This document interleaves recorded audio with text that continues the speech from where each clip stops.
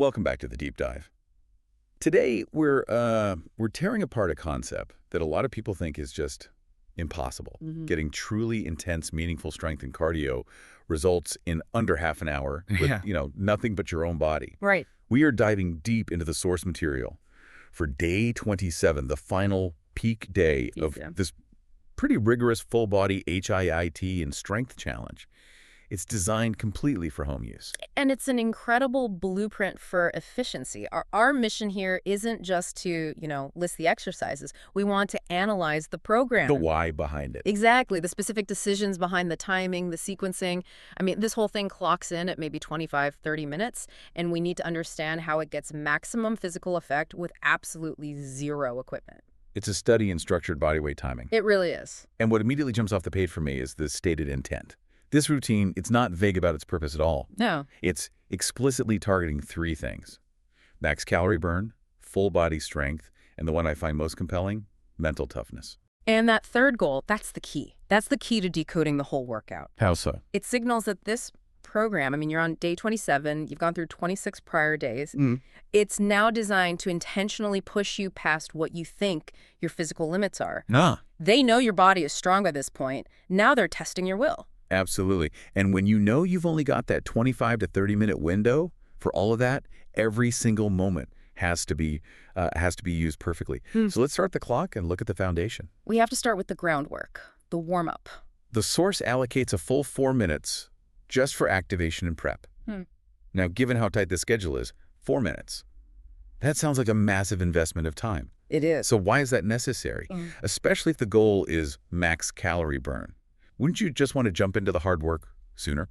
That's a great question, and it really speaks to the sophistication of the programming. You can't achieve maximum intensity, which you need for max calorie burn, if your body isn't primed. Skipping the warm-up pretty much guarantees you'll underperform in the main circuit. It would dramatically reduce the quality of those next 15 minutes, so it's an investment in your own peak performance. So those 4 minutes are the foundation for the intensity that's about to come. Let's talk about the sequential approach that they take. What's really fascinating here is how deliberate and organized it is. The focus is, like you said, sequential. It moves up the body, then down, before it finally spikes the heart rate. It starts with 1 minute of jumping jacks. That's the classic, general wake-up call. It gets the heart rate up a little, warms the general musculature. But right after that, they shift to specificity. Okay. 60 seconds dedicated to arm swings combined with shoulder rolls. This is crucial because it's purely about mobility for the upper body. Preparing those joints for the push-ups and the plank work is coming later. Precisely. If the shoulders aren't mobile, you're just inviting strain. Then, after the upper body is activated, they immediately shift the focus down. So the third minute is all hip circles and leg swings. Which makes sure the lower body, the hips, glutes, hamstrings, is mobile and stable before they get hammered by squats and lunges. Correct. So you've addressed the major joints of the entire body. And the warm-up then finishes with the final minute, high knees. And it's specifically coached to go from slow to fast intensity. That's the trigger. That slow to fast switch is the strategic signal. It's the dynamic ramp-up that says, okay, we're done preparing, the intensity starts now. So we've activated the body, we've dealt with potential injury points, we've spiked the heart rate. Now the structure has to maintain that momentum.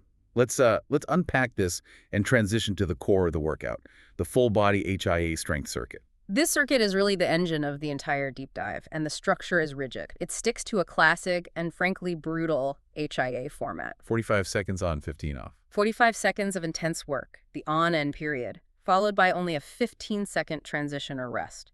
And this whole 5-exercise sequence is repeated for 3 full back-to-back rounds. That 45-15 ratio is so critical. If they had gone, say, 30-30, which is another common HIA structure. Right, which you see a lot, but the heart rate would just drop too much.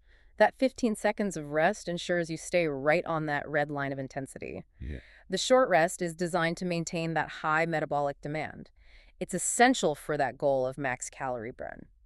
By keeping the work-to-rest ratio at 3-to-1, you maximize the time your body is working anaerobically, which forces it to consume more oxygen after the workout. The afterburn effect. The afterburn effect, exactly. Okay, that makes perfect sense. So the structure is the machine.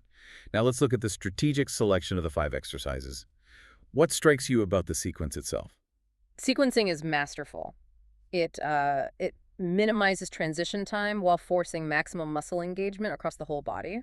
And the placement of the first exercise is everything. They begin with burpees. Just hearing the word burpee sends a shiver down my spine. This is clearly where that mental toughness goal starts, way before the finisher. It's the highest intensity full body movement they could possibly choose. And by putting it first in the circuit, you guarantee that you hit your maximum heart rate threshold when your energy reserves are highest. So you're not building up to it. No. That intense spike right at the start sets the metabolic tone for the rest of all 3 rounds. You're expending the most energy immediately. It's focused commitment. Okay. You attack the intensity when you're most capable of handling it, which just yields better results. After that 45 seconds of absolute explosion, they shift deliberately into lower body volume with squats. Right, 45 seconds of squats. Legs, glutes, endurance. Then they move immediately to the primary upper body strength mover. Push-ups. Think about that combination.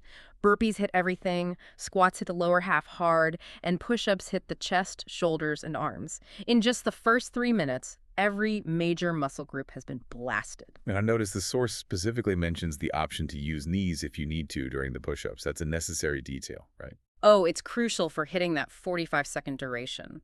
The goal isn't failure. It's high-quality endurance under load. A modification ensures you can maintain good form for the full 45 seconds across all 3 rounds. Which keeps the integrity of the 45-15 timing. It keeps the whole structure intact. Okay, now here's where I see maybe a point of friction.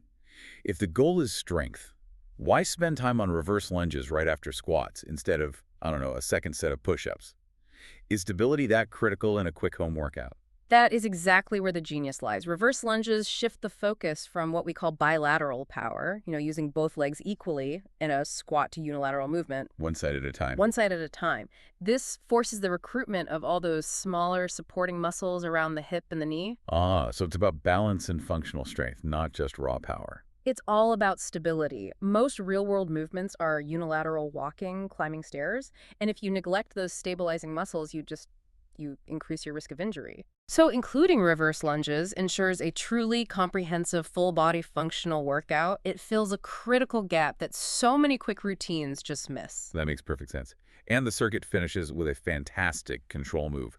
Plank shoulder taps? Yes, this is a deliberate change of pace. After all the dynamic explosion in volume, they bring you back down to the mat. For control. For isometric core strength combined with anti-rotation control. Your body is fighting the urge to twist with every single tap. Ending with control-based exercise ensures the core is fatigued right before that brief 15-second rest and before you launch back into round 2 of burpees. Wow. The whole 5 exercise sequence is it's engineered to hit every vector of movement. It is. You run through that 5 exercise sequence 3 times. That is 15 solid minutes of very, very high intensity. But here's where it gets really interesting. After those 3 intense rounds, the core burn finisher. This is the moment designed specifically to measure that mental toughness goal. This finisher is a final targeted calorie push and an endurance test. And the structure, it shifts to deliver that final focused fatigue. It's a tight sequence of 3 exercises, 30 seconds each, for 2 rounds. But the key detail is that 1-minute rest period placed right between the 2 rounds. Right, so you hit the first round of the finisher, you get a full minute to try and recover, and then you have to immediately re-engage your core one last time. Just enough time to feel like you could stop. Exactly, but not enough time for full recovery, which maximizes the difficulty of that second round. The exercises themselves are classic core burners, bicycle crunches and flutter kicks. Fast-paced, high-volume ab work. Designed for quick fatigue. And then we get to the grand finale. The critical nuance here comes with the last move, the plank hold. Yes. The source material specifies that in the first round, the plank is held for 30 seconds, just like the other exercises. But on the last round, After all the fatigue from the HIIT circuit, the 2 dynamic core moves and the first finish round, that hold is extended to 40 seconds. That tiny 10-second extension. It isn't just a physical test. It's a character test. That's it. It's forcing you to hold past the point where your muscle says stop and into that territory where your brain has to consciously override fatigue. It is the perfect programming choice to fulfill that mental toughness objective. I mean, after 27 days, your body can handle 30 seconds. That extra 10 seconds is entirely willpower. That's where the change happens. That's where the adaptation happens, pushing that envelope of endurance and resilience. It just proves that simple movements, when they're structured correctly, can deliver profound psychological So benefits. you've pushed yourself to your absolute limit. Now we move into the final 4 minutes, Yeah. the cool down and stretch. And after this level of max intensity, this recovery phase is completely non-negotiable. That 4-minute cool down is just as important as the 4-minute warm-up for proper recovery. And for signaling the body to transition out of that stress response. Absolutely. Preventing cramping, Hmm. signaling it's time to come down. And the stretch routine is just as specific and timed as the workout itself. It focuses first on the muscles that work the heaviest load.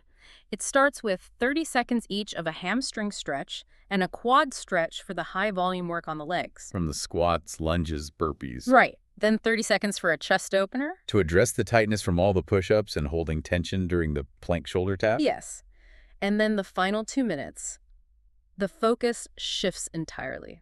This is where the cool down becomes more than just stretching. It's about true nervous system recovery. Okay. You transition into a 1-minute child's pose, which is restorative and grounding, followed immediately by 1 full minute of deep breathing. That shift from physical movement to internal recovery feels like a really key transition. It is. It ensures the body temperature and heart rate drop safely, mindfully. The workout doesn't end when the core finisher stops. It ends when you achieve that state of controlled recovery. This whole routine, you see, is engineered with start, peak, and recovery points all meticulously mapped out. So what does this all mean for you, the learner? This routine is a masterclass in efficiency and structure. It proves that you can hit these goals. Full body strength, maximum calorie burn in 30 minutes with zero equipment. Mm. It relies entirely on that rigid, structured timing, the 45-15 ratio, and just incredibly smart full-body exercise pairing. The breakdown shows precisely how that targeted, intense effort is balanced with these essential recovery and activation phases. For instance, the strategic use of unilateral movements ensures stability, while putting burpees first guarantees peak metabolic stress. Yeah. The structure just confirms that complex, meaningful results, strength, endurance, mental toughness, they're achieved not through complex equipment, but through disciplined design. The discipline of the design is what allows the result.